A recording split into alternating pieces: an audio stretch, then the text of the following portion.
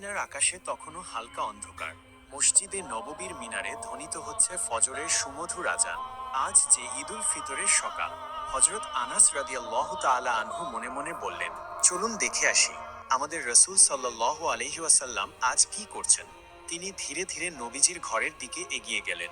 ঘরের দরজা তখন হালকা খোলা। সেখানে দেখা গেল রাসূলুল্লাহ সাল্লাল্লাহু আলাইহি ওয়াসাল্লাম ওযু শেষ করেছেন। তারপর তিনি সুন্দরভাবে গোসল করলেন। আনাস রাদিয়াল্লাহু তাআলা আনহু হাসি মুখে বললেন, ইয়া রাসূলুল্লাহ, আজ তো ঈদের দিন, আপনি কি কাপড় পরবেন? রাসূলুল্লাহ সাল্লাল্লাহু আলাইহি ওয়াসাল্লাম হালকা হাসলেন, বললেন, আনাস, আমরা সবচেয়ে ভালো জামা পরব আজ। আল্লাহ পছন্দ করেন তার বান্দারা যখন তার দেওয়া নিয়ামত প্রকাশ করে।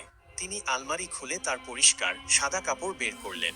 দামি না হলেও কাপড়গুলো ছিল খুবই পরিপাটি। মাথায় পাগড়ি বাঁধলেন।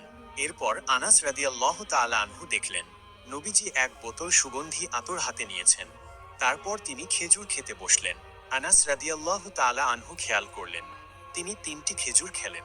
আনাস রাদিয়াল্লাহু তাআলা আনহু বললেন, আপনি 3টি খেজুর খেলেন কেন ইয়া রাসূলুল্লাহ?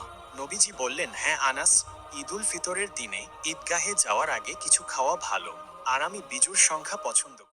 আমরা কতই ভাগ্যবান হয়েছি যে নবীর উম্মত পেয়েছি আমরা শান্তির ও ইসলাম।